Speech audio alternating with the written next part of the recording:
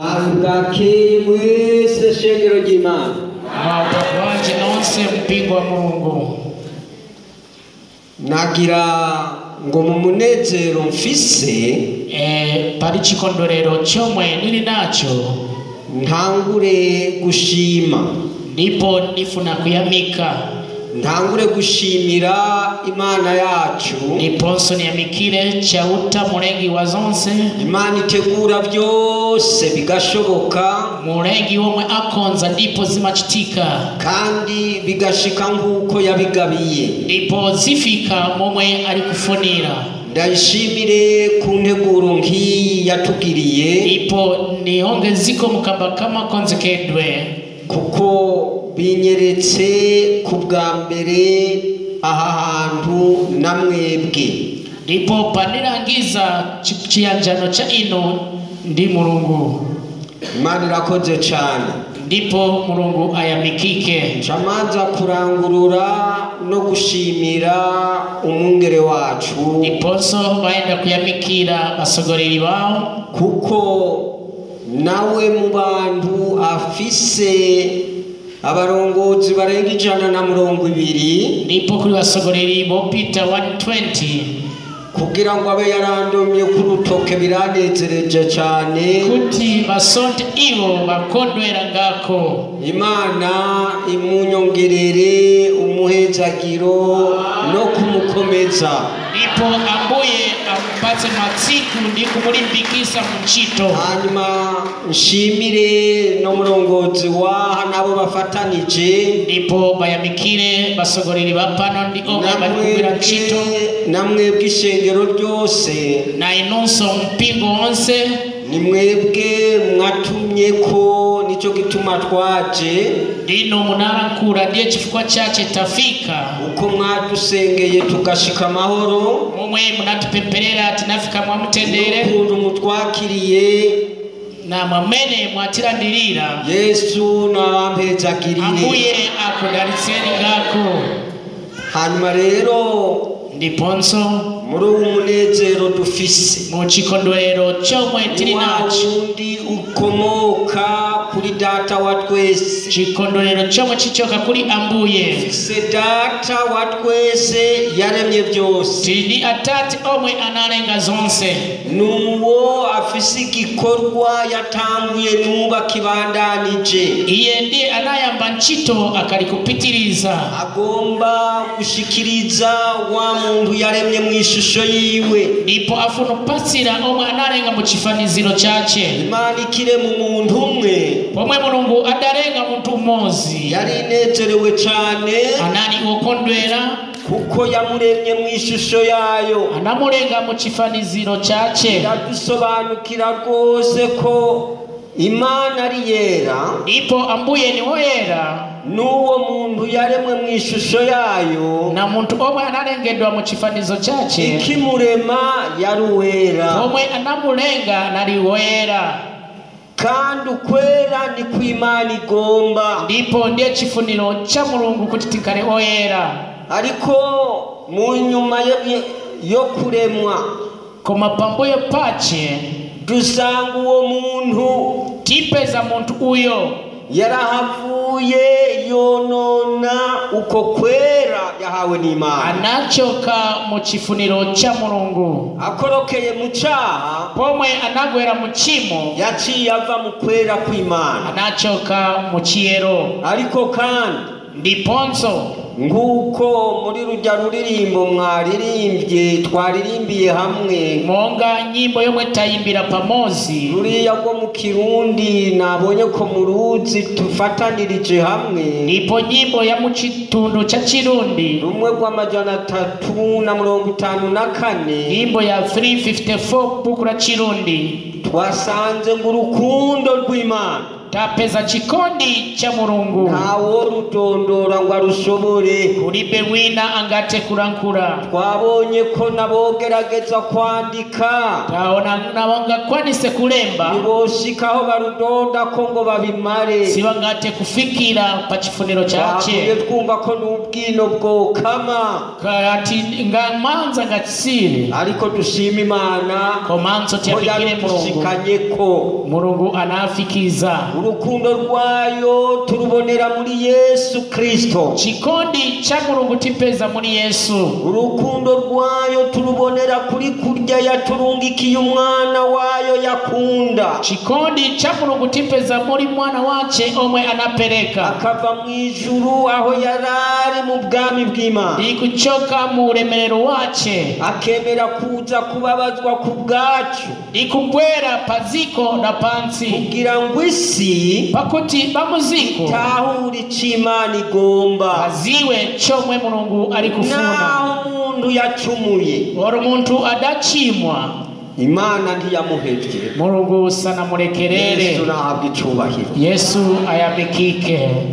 Reka dusome ijambo ry'Imana. Siyani tiberenge maremba tuzingurure hariya tiende tione mubuku mu cete ca kabiri canditswe na Petero mubuku da cibiri ya Petero wa cibiri. twakireho ijambo ry'Imana nashyizwe mu mutima. tiende tione mawe ya Mulungu yomwe anaika pakati pa mutima wao. ni kijya gice ca gatatu Petero wa cibiri chapter 3 niho dufise iri jambo Imana yasize mu mutima wanje ngo ndiye pamene tiona mawe yomwe Mulungu anaika pakati pa mutima wao. kandi mwene data ndiponso mumbale wanga navuze nti urukundo rw'Imana turubonera mu by'umwana wayo agenda dushitsa. narankura kuti chikondi cha Mulungu tipeza muri mwana wache. kijya gice ca gatatu chapter 3 twakireho ari amajambo twohera ku kigabane ca 8 tingayambire pa verse ya 8 ariko kandi mfise ijambo riza guhagarara hajya kuri 9 ku kagabane ka B. komanso bari pa mau yomwe azayimire pa 9 kubera ko harimwo abumva Kirundi chifukwa chache kuri bena bari kumvera chitundu kansome mbone kumusaba nawaze gukurikira baberenge mu chitundu cha Kirundi. navuze ko duhera ku kagabane k'8 tizayambira pa verse 8 tukasoma nakajya ka 9 tizaenda na verse ya 9. ijambo ry'Imana ritubwira ngo mau akuti ariko abo nkunda iri rimwe mweho ntimuryiyobagize yuko ku mwami Imana umunsi umwe umeze nk'imyaka 1000 n'imyaka 1000 imeze nk'umunsi umwe. umwami Imana ntitebeje isezerano ryayo uko bamwe biyumvira kwiritevya ariko naha ariko yihanganira mwebwe ntigomba ko hagira abahona ariko igomba ko bose bihana. Yesu nashi amen. omwana na bukura chinyacha wangati werengera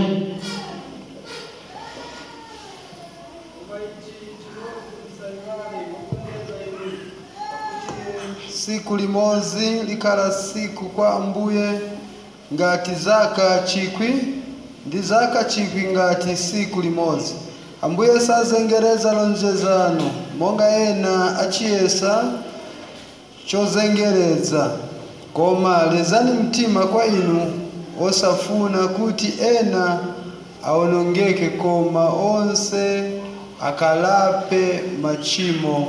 Amen. Amina. ntigomba ko hagira abahona safuna kuti wina aonongeke nguru urukundo rw'Imana yacu. ndiye chifundo cha Mungu. Warunda taworudondora ngo agwandika biheze. Chikondi chomwe singate kulemba. Gomba ko hari uwopfa rubi. Chikondi Mulungu safuna wina aonongeke. Irarika ngo bose bihane kuti bantu bonse barape. Iyi ntumbero ni nini cyane. Chifuniro cha Mulungu ni cha chikuru kandi niyigize ishengero ry'Imana. Ye chomwe Mulungu ari kufuna. Uwo murariko yateguye Ni mawe yomwe wanakonza. Uhereye kera ati kuyambira kare umwana w'umuntu amaze gucumura buriya yaremwe mu ishusho y'Imana. Mwana wa muntu omwe adachimwa. Imana yabonye ko kugira ngo azogaruke mu migenderanire yayo Mulungu anaona kuti aborere mu kiyanjano ategerezwa gutegurirwa ubundi buryo.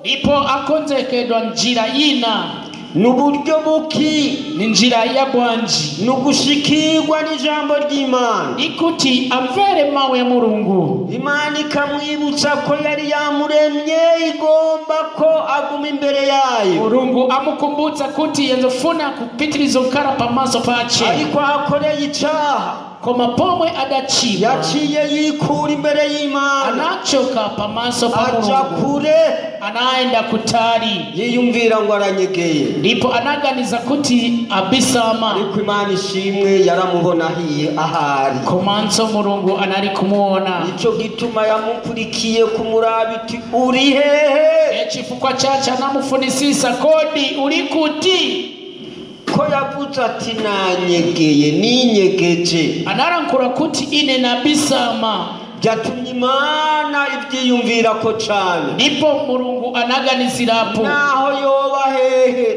oro alikuti ikifuza ko ijambo rimushikira anari kufunisisa kuti amvere wagaruke mu migenderanire y'Imana abwerere mu kiyanjano cha Mulungu. ikico yagereye umuntu wese ndiye izi zomwe Mulungu ikico anakonza yagereye indimi zose vitundu vonse abantu b'indimi zose mitundu yosiyana tugirwa umwe tinakara muntu umozi n'uru rukundo rw'Imana na chikondi cha Mulungu. kandi niko ibivuga ndipo ni mwamene arankurira igomba ko abari ku mpera z'isi yose bayiza afuna omwe bari kutari onse bakihana bapurumusidwe. Yesaya igice ca 45 ndipo nsotiyende kuona buku na muneneri Yesaya 45 turabe hajya ku kagabane ka 22 buku la Yesaya 45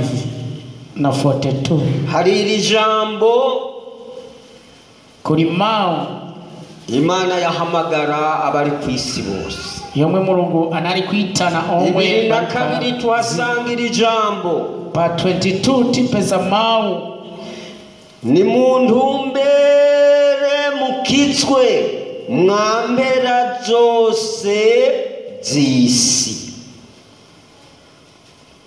ati ayandie mao ati bererani kuti nonse mupurumusidwe mwese mukitswe inonse mupurumuke. ngiki c'Imana ifise imbere yayo izi ndiye zomwe ziri pamanso pa Mulungu itegereje agakiza ubwoko bwose bwo kw'isi. isakirira kuti atu onse bapurumusidwe. amahanga yose ateguriwe agakiza mitundu yonse irandire chipurumuso. ico gituma we umaze kwakira agakiza ndiye chifukwa ino munarandira chipurumuso kunezerererwa umurariko waronse ufunika kukondwera na zomwe munapeza. wahawe umurariko wo gutumbera uyu yaturemye mu ishusho yiwe naitanidwa kukonka mapazi ya Yesu wese ngo duhurire hamwe muri uwo murariko kuti ife tonse tukumanire pamozi. aba bararitswe muri iri sezerano rya kera ahomwe banapanditse mu chipangano cha kare ariko natwe mu isezerano risha twahawe ipo tinakanacho mu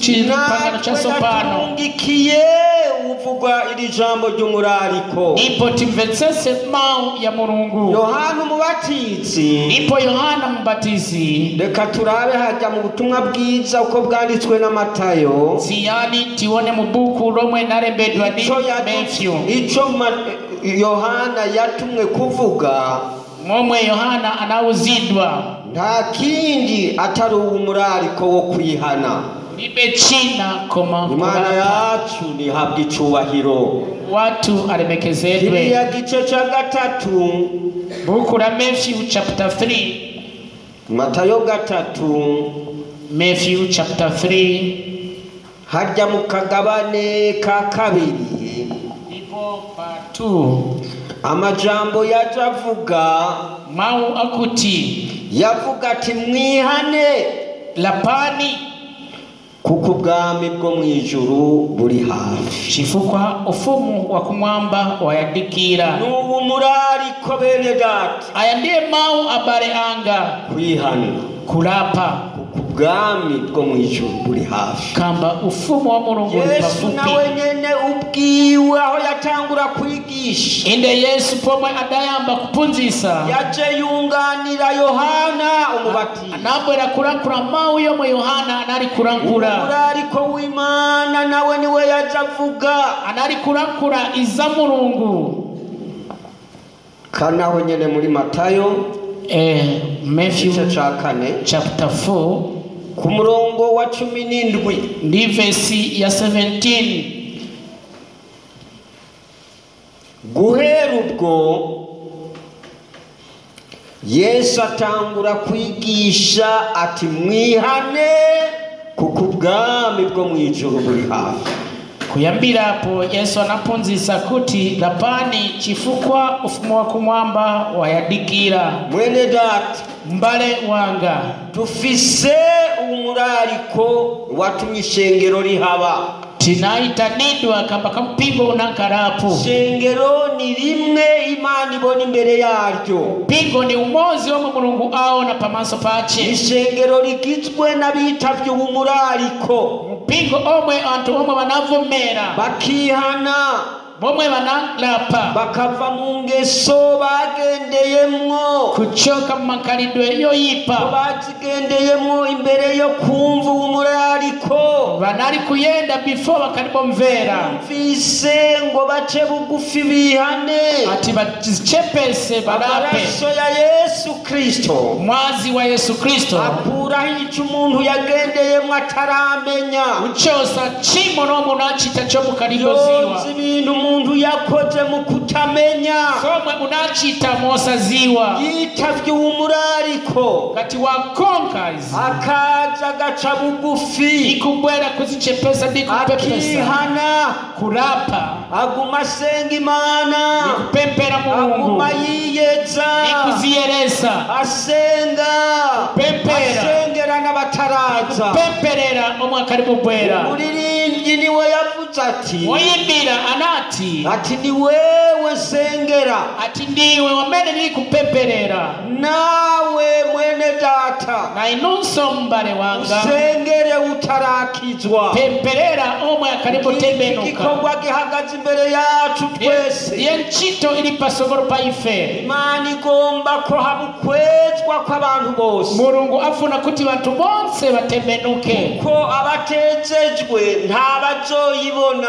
omwensi banatembenuke sibazakamuona Mulungu ariko uwezejwe wese koma onse otembenuka kuko yumvise ijambo ry'Imana gati amva mau ya Mulungu rivuga ubutumwa bwiza kuwihana ibyaha vyiwe harigwa utenga wabwino worapa machimo kandi uhariwe uwazobona Imana ati wakururukidwa uzampeza Mulungu gakumwe Adamu ataracumura momwe Adamu akaribo chimwa amagendegwa n'Imana panali chiyanjaro ndi Mulungu niko uwizeye wese yihanye wopurumusidwa aliyense abona ingene Imana imugendera mu mpwemu amaona Mulungu akala pamozi ndi iye mu kandi mu muzimu marengera ya byose ndipo pambuyo pachi kongera kubona Imana imbona nkubone zamona Mulungu menso tu menso muri ubu bwami turarikigwa, kumamene tiri kumvesesa ubu bwami bw'ijuru. ufumu wa kumwamba. Yesu nahabwa icubahiro kuko yaje ngo tumenye ko ari ubwami turarikiwe. Yesu ayamikike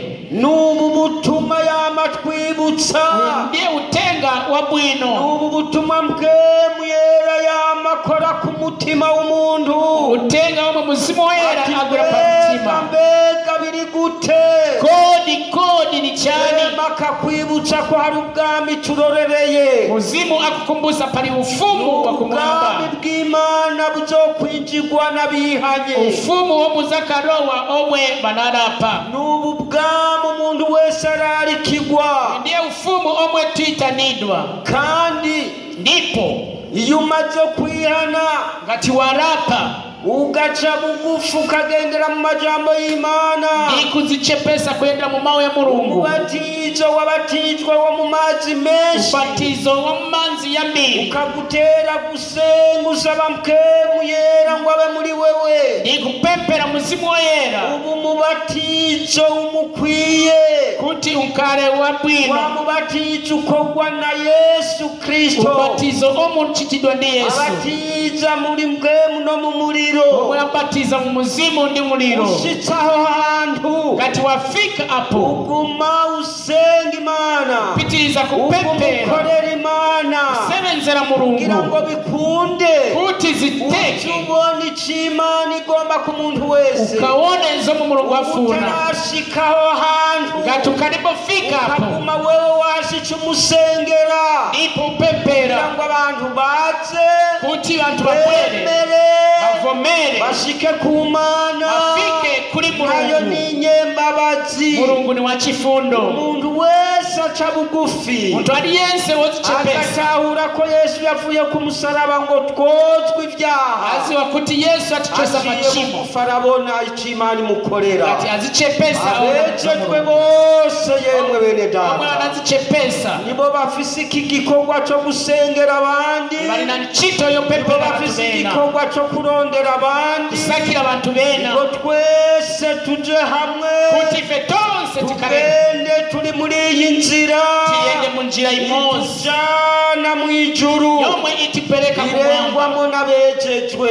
Bantu boyera kandi nibo bazobona Imana. ninde ndiye bazakabona utejejwe Mulungu. Womwe sana ezedwe azobona Imana. saza kamuona Mulungu. ndakurarikire mwene data, Ipo mbale wewe wangu umaze kwihana, ino amene munarapa wewe umaze kwakira mpwemu ino yera, munalandira muzimu woyera wewe agendesha mpwemu yera agendesha, umene uyendeswa na muzimu ugira woyera umutwaro wo gusengera abandi, kali na mutoro wopempera abantu bena utegerezwa kujana na bose yaba byashoboka, kuti muyendere pamozi kuko Imana iriteze kuchifukwa ko amavi yose azofukama maondo onse azakagwada. iriteze Ndipo ko indimi zose zizoshikaho zemera malilime yonse ko Yesu azavomera ari umukiza. kuti Yesu ni Iri fumu. jambo bene data, Aya ndiye mawa bale yangu ngo bariya bose mwakijya gihe ca Petero baja bonse mu ntawe ya ngo Pita biyumvira ngo amajambo babwiwe ku muhero uzoza, anari kumverera mawe yose y'amasiku yose iriza mwakijya gihe biyumviriye ngo Imana irabitebeje,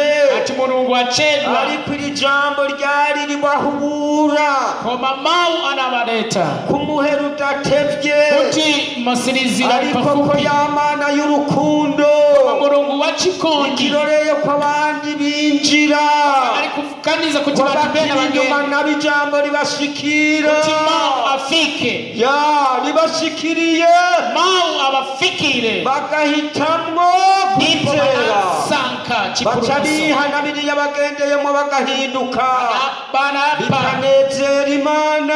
kuchoka mu machimo Mulungu akonwera Ibanza iteguriye abantu mu ijuru, maro yalipo kumwamba ivyuzura bene data, zizizura muzobona ko uwo mwanya udatevye. mubona kuti Iri mufumo jambo acedwa ngo bihane, komanso ayembekeza banapi uwihanye nasengera utarihana, womwe analapa apempere kalibolapa ndiye chito usabe mpwemu Upempe adukoreshe kubandanya imbere, akutandizire kupitiriza tunezererwe unezerwe wenyene usakondere wekayi ariko usabire n'uwundi atarakizwa koma pemperera wina kari kumbuyo icubahiro kibe ku Mana yacu uremerero kwa Mungu ijambo ry'umurariko aya ni mawu ya Mulungu kwihana kurapa Yohana ipo Yohana aho yari mu magume hariya mu izinga rya Patimo wewe anali ku Patimo yarahaboneye ibintu byiza cyane anaona chiroto byaramuremesheje ipo zinamutandizira yamusubijemo intege anankara ndimpa aho yabwirwa ngo niyandike wewe anauzidwa ati lembani yandikira amashengero yihanye lembera mipingo kuti barape amashengero yumvise ijambo ry'Imana kihana mipingo yo munamba mawu ya Mulungu ndikurapa ariko mu kugendera muri uko kwihana koma mukugenda mucenda hakagenda habutundi tugabanuka jina linali kuchoka umwihana ukwiye kuzigamwa bene data kurapa ni kusunga bwino Yohana yabwiwe ngo andikira ayo mashengero ndwi Yohana nauzidwa lembera mipingo 7 rimwe ryose uryandikira ibyaryo kuri mupingo uri wonse urembedwe nta shengero ryari mu bwiza nka ririya ryo muri Efeso uribe mpingo wina unali wokongora monga wako Efeso bakora Imana yarashima Mulungu anali kukondwera ariko baragenda baratirimuka koma banachoka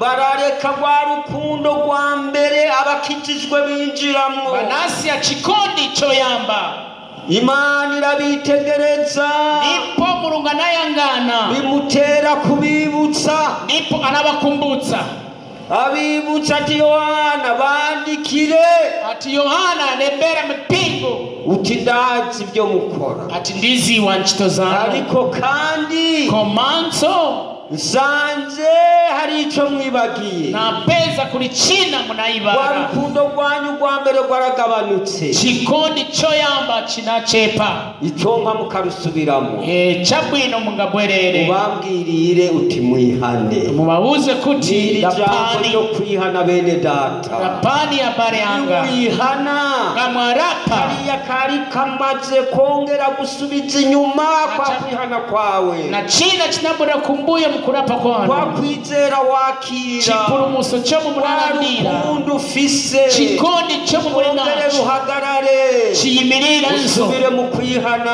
mugwerere mukurapa yacihabwa icyubahiro ambuye aya mikike ijambo ryo kwihana aya ndiye mawe ya Mulungu batihanye womwe sana rape bagendere mu rukundo rw'Imana yenda mu kiyanjano ndi Mulungu bakundane twebwe natwe dukundane chikondi chikarepo abo ntibazobona Imana bose bazakampeza mu fashe kurondera kuzobona Imana bene Mulungu data atutandizire kumwona Mulungu imwe yonyene jirani amene iyo kwihana kurapa mwese mwumvise aya majambo ino amba mau Yesu nabahetse ambuye akudaritseni mwami wacu Yesu Kristo ndagushimiye kuko uributsa umuntu wese ara ngo agaragure ibyiwe arabe ko biri neza utwibutsa umwihano nico waje urarikira umuntu wese urakoze kuri iri jambo ryawe iri shengero ryawe gumuryigisha mwami wacu gumurihezagira uri nyuma aze akore nguko wamuteguriye byose bibe nguko ugomba mu izina rya Yesu Kristo mwami wacu amen.